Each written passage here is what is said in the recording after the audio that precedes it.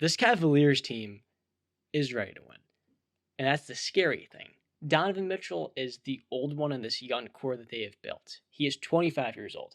Evan Mobley, the former number 3 overall pick, is 21 years old.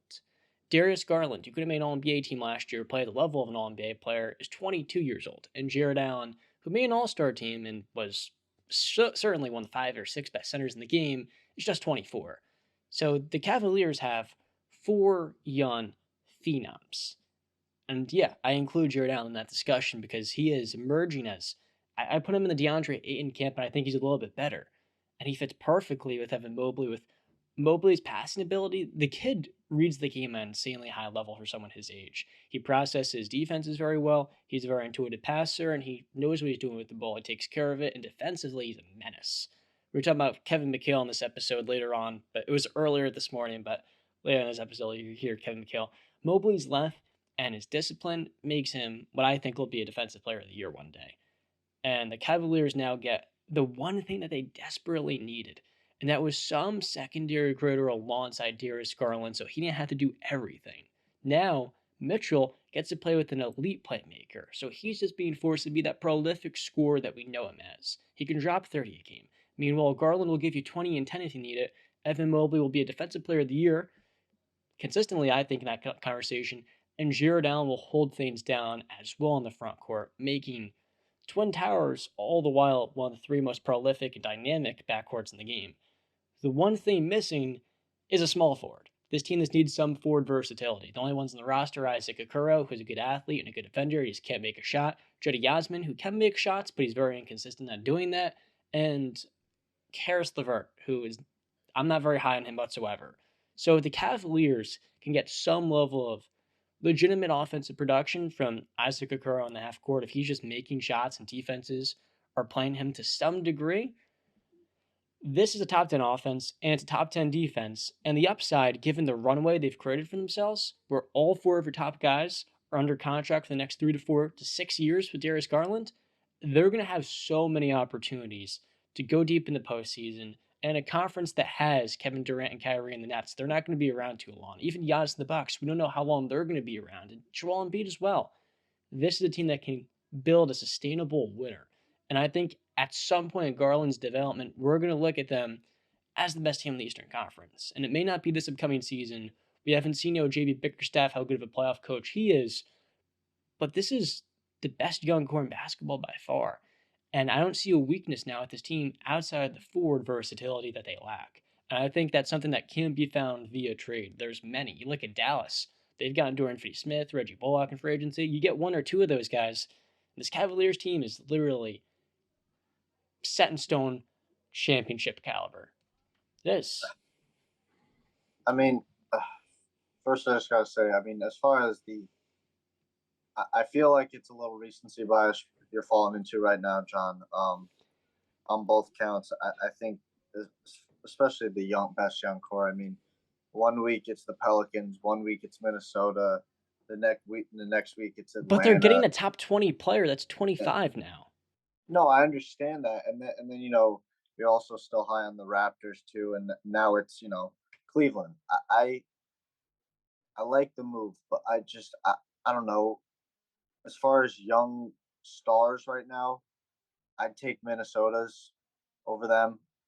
I'd take the Pelicans over them.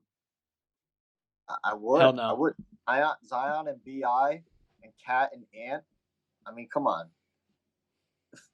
For me, Cat peaked. That's fine. Cat's still a star player in this league, though. Yeah, but we haven't seen what Evan Mobley can be. We haven't seen what Darius Garland can be either.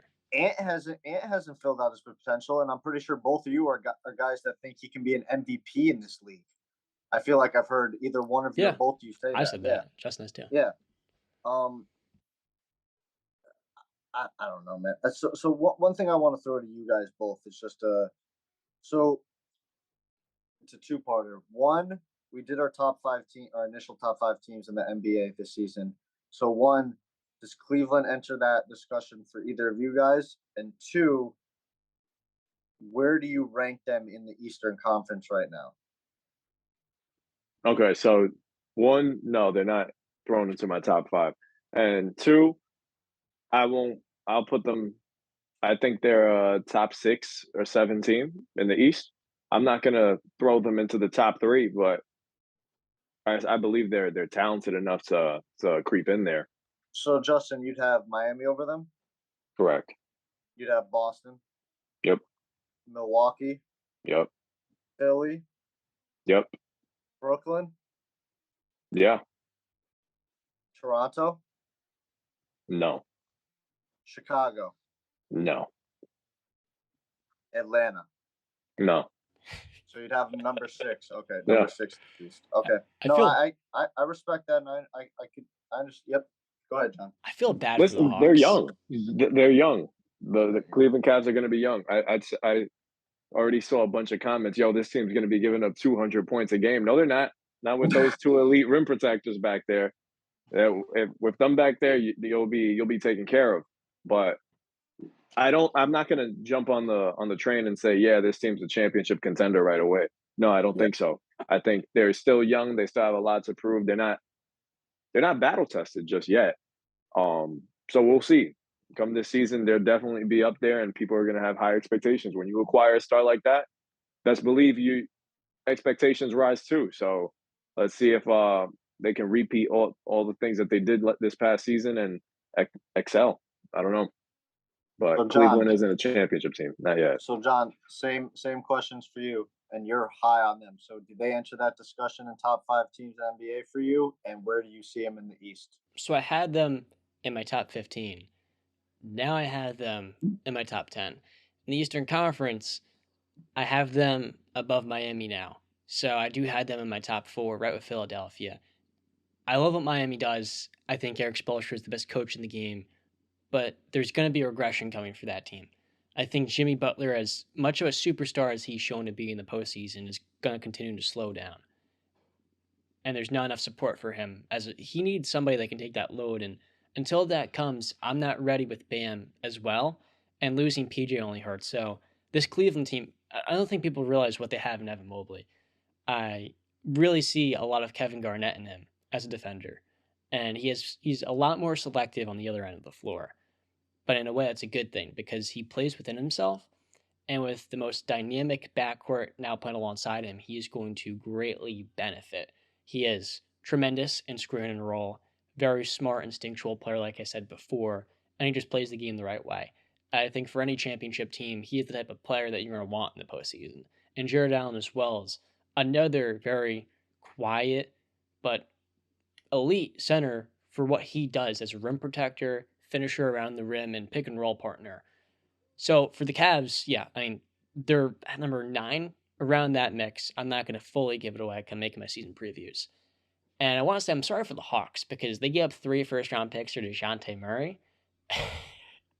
I like DeJounte. I think he's a fake all-star. You look at what the Cavs gave up for Donovan, it's going to be 3 late first-round picks, 2 pick swaps, which I don't think will convey Larry Markkinen, who he's fine.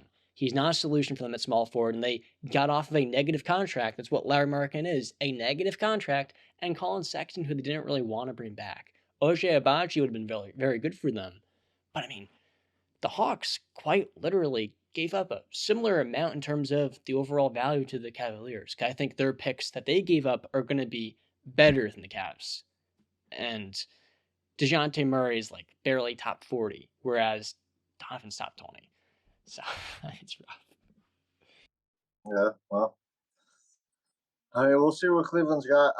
I would lean more towards when I'm looking at it now. They got Boston, best team in the East, Milwaukee right behind them, and then kind of right there, I got Philly, Miami, and Brooklyn kind of battling for that 3rd spot, in my opinion.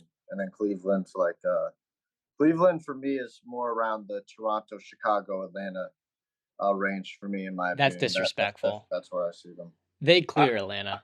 I agree with you, but the only difference is I see more upside in Cleveland.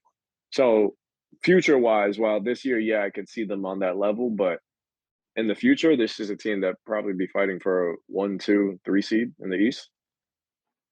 I think they're better than the Nets right now as well. They're going to win more games next year, and I don't really have much concern about that. They're The not bad. Cavs were ruined by injuries last year. They were honestly hit harder than the Nets. The Nets lost Kevin Durant to his sprained MCL for a couple of months.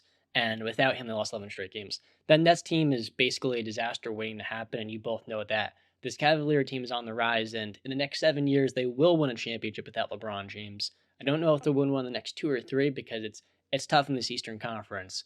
But give it 5 years due time when all these guys have chemistry and experience playing with one another. Not sure JB Bickerstaff will be the coach by then, but he's one the players love. And there's so much upside here. They're going to be better than Minnesota. I mean, I think Karl-Anthony Towns is good, but I think Mobley will be better. I think Garland is already on his level. Garland will be better. And truth be told, Donovan Mitchell is in the same level as Cat, and he can be better as well. So I love Anthony Edwards, but I mean, this team's got even more upside than Minnesota and I New feel Orleans. I feel like we throw championships at teams so easily, though. I feel like we had this talk. I mean, you guys will see it later on in the episode, but we spoke about the difficulty of championships and you just can't give it to everybody. So in the next 7 years, you're saying they're going to win a championship. You also we see Boston winning potentially multiple championships. So does that change your opinion on Boston's championship runs in the future? It definitely makes this Eastern Conference more competitive. I got Boston winning Mhm. 2 in the next 6, I think. All right.